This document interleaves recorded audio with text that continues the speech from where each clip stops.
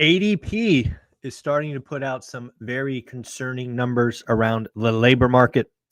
It'll be curious to see what BLS and the jobs data have to say. But just this morning, ADP says that private companies have lost 13,500 employees a week the past 4 weeks. Putting in context, what that would mean is 54,000 jobs lost just in the last 4 weeks.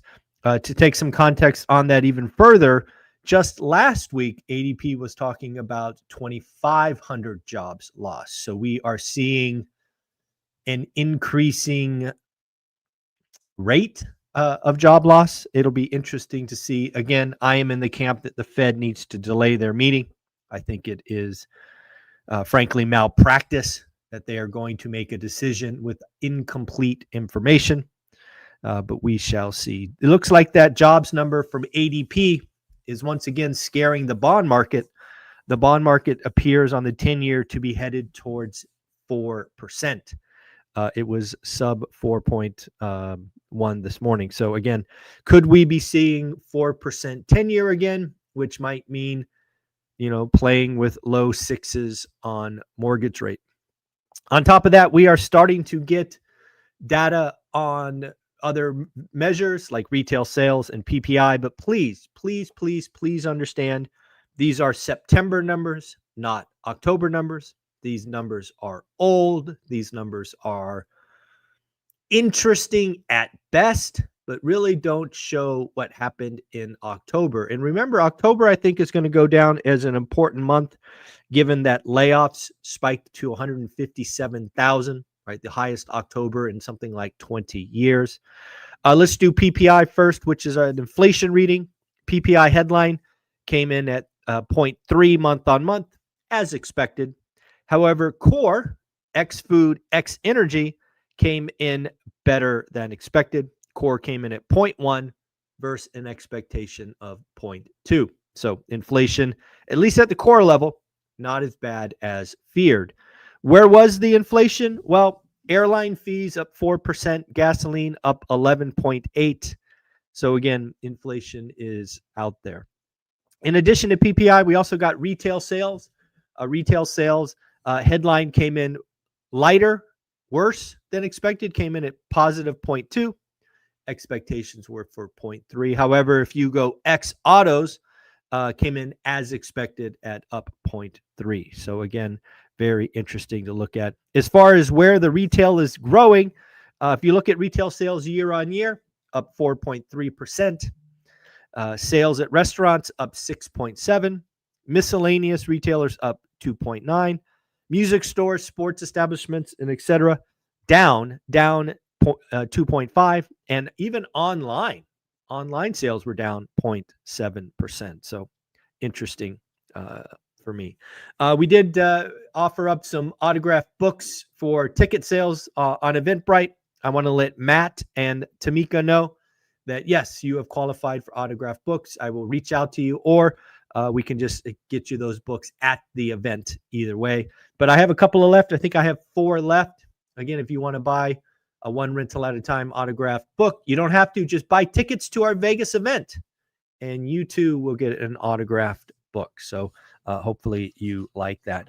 I do want to talk about consumer confidence, especially in context of retail sales. Again, remember, retail sales were up 4.3%. Consumer confidence is getting crushed, wrecked. Last month, it was 95.5. It was expected to fall to 93.3. It crashed, it fell, it collapsed all the way to 88.7.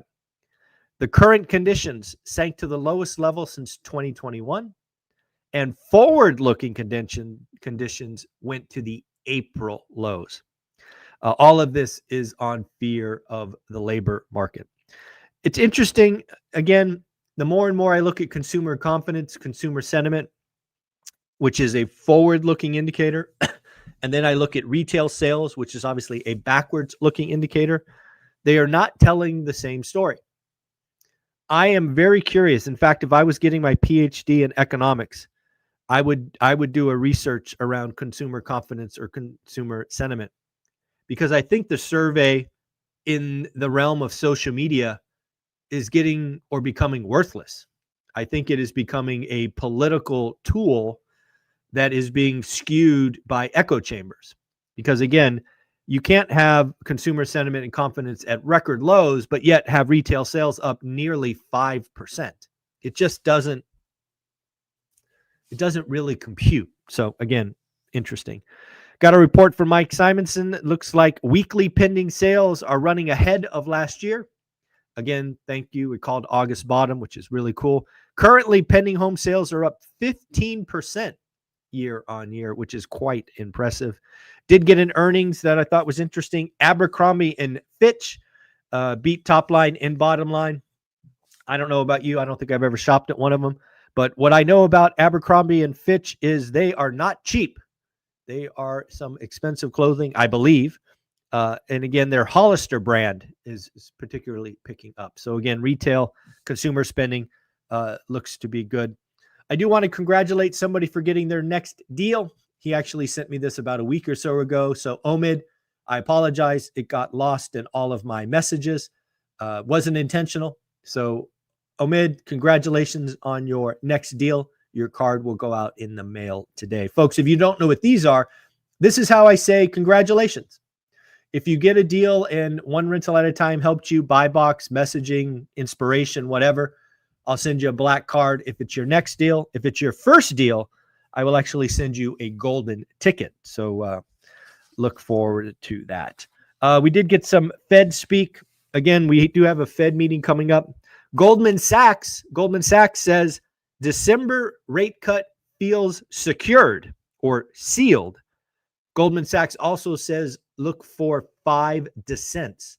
5 dissents would be a record. Again, the record was established in 1983 when Paul Volcker was the head of the Fed. I don't know.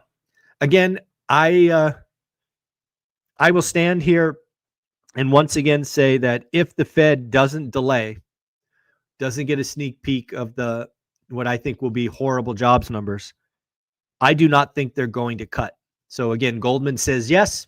I say no, but I do agree. It's going to come down to a 7-5, maybe an 8-4 vote. I think there are some folks definitely in the cut camp, definitely in the hot camp, and not many people in the middle. So it will be interesting. Some folks clearly looking for a cut. Fed President Waller. Again, remember, Waller is up for the big job, so he's talking his book. Tariff inflation is not that big. Job growth concentration is only in 2 sectors. Not a good sign. I am advocating for a rate cut. My concern is the labor market. So we can both put Waller in the cut camp. Daily, I see greater risk with labor market breaking negative. I don't feel confident we can get ahead of it. I back a December rate cut.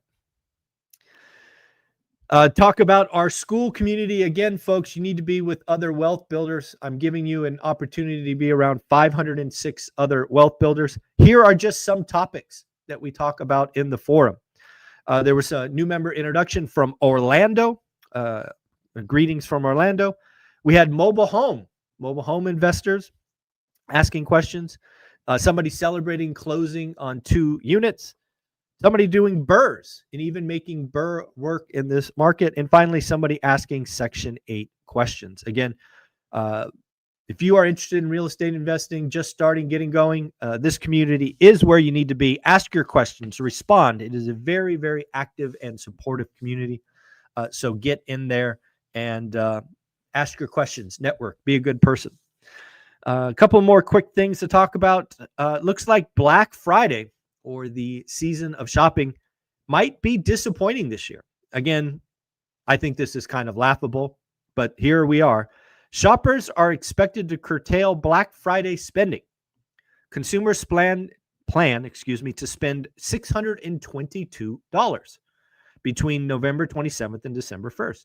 If that happens, that will be a 4% year-on-year decline. Let me just say right now, I don't believe that for a minute. I mean, believe me, it would be a great thing if consumers pulled back. But do we really expect them to pull back? Really? Do we really expect them to pull back? I certainly do not. Looks like Mr. Beast is teaming up with the Rockefellers. Talk about a pairing I did not see coming. Apparently, Mr. Beast and the Rockefeller Foundation are going to reshape philanthropy.